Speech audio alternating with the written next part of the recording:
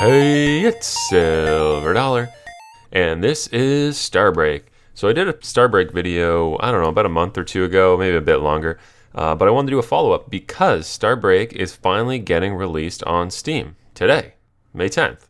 So yeah, if you haven't played it yet, it's definitely a good time to check it out. Get on over to Steam, type in Starbreak, and their page will pop up. It's a good time to get on too if you want to grab your name, because you know, as soon as games get on Steam, there's like a million people, all the names get taken, whatever. So yeah, if that's just the smallest, incentive to get you over there and check it out, get some cool names, like, I don't know, what are the good ones that people like, the names of the characters in the game, kind of like random stuff like chair, lamp, silver dollar. Don't take that one, please. Yeah, so get on there, check it out. It's a fun platformer, MMO style, so like you can see there's me in the middle, and then there's some other player guy behind me there. Basically, I was just playing a little bit the other day. I cut together some footage from different like boss fights and stuff in the game. The game sort of has a bit of like a Contra feel, so like anyone who played Contra, you definitely sort of, get the same feel. I play with a controller, so even more so. And also all the bosses, or at least a lot of the bosses, tend to be huge. Like this is just a mid boss, so the mid bosses are medium size, but the end bosses, like you'll see later, they're massive. They're like full screen size bosses, and so you get a cool feel. And if you have, I don't know, 5, 10 or more people all fighting the boss at once, it's pretty sweet. I think each of these little dungeons holds up to about 50 people, and I think there's at least 10 different dungeons. There's probably more. There's tons of portals in like the Nexus area.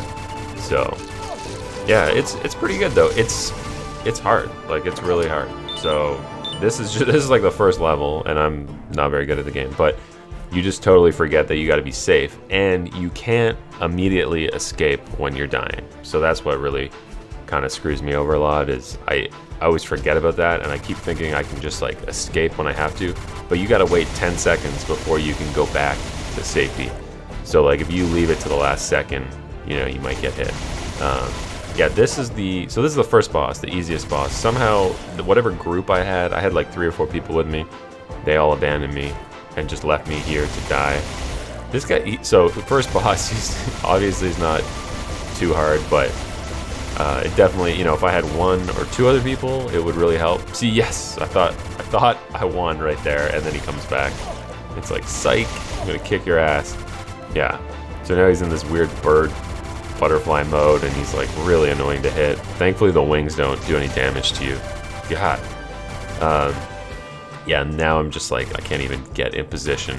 That's the one thing, I think in Contra you could shoot like directly above you and directly below. And in this game, you can only shoot on the angles, so that actually kind of makes it harder, because you always got to get in like a good position to actually get some damage in.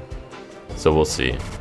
Yeah, so I don't know if you guys have ever been playing games or part of games that go live on Steam like after a while, and at least I've only seen a couple like that, and at least from my experience, it does tend to bring a huge number of players to the player base.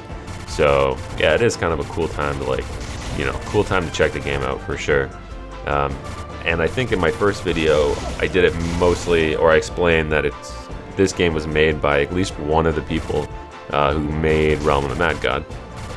Before it got sold off to Kabam or whatever, it was made by Wild Shadow, and I think one of these guys was part of that. So yeah, that's me like returning to the Nexus there.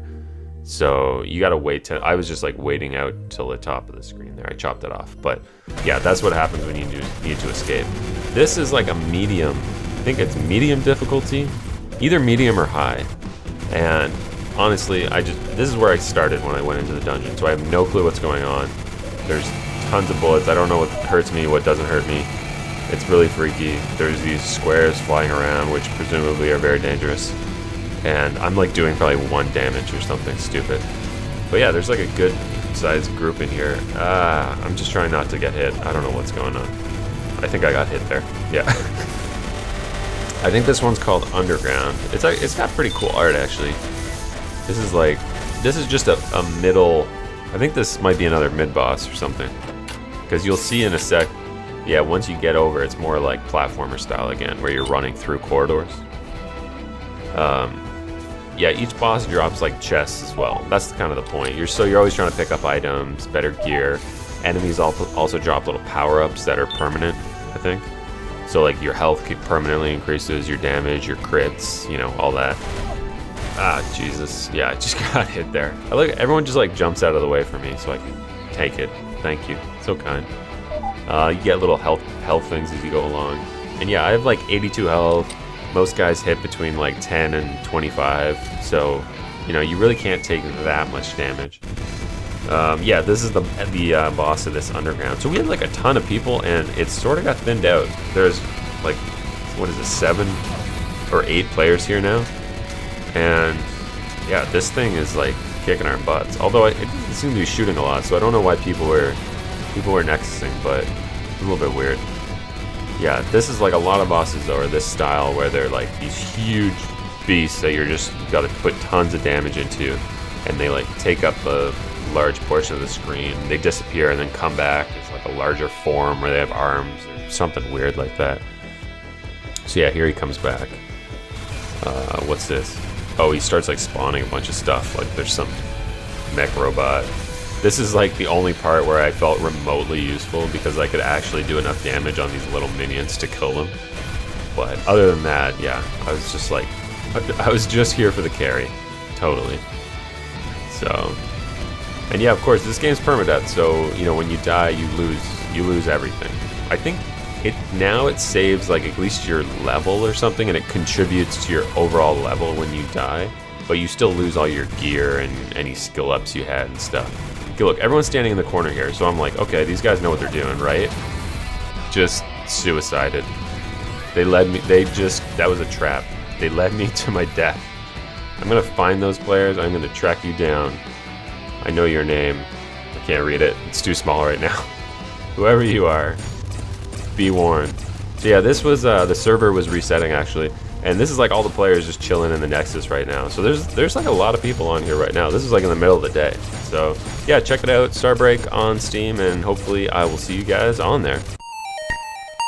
SLVRDLLR. They just put out a new hoops version, or basketball. It's pretty awesome. Austin has got this whole tip-off thing on lock. He can just do this over and over and over. Yeah, he's just gonna carry me right to the top. It's awesome. If you don't have Rocket League yet, check it out. The rest of the video is just us playing regular 3-on-3.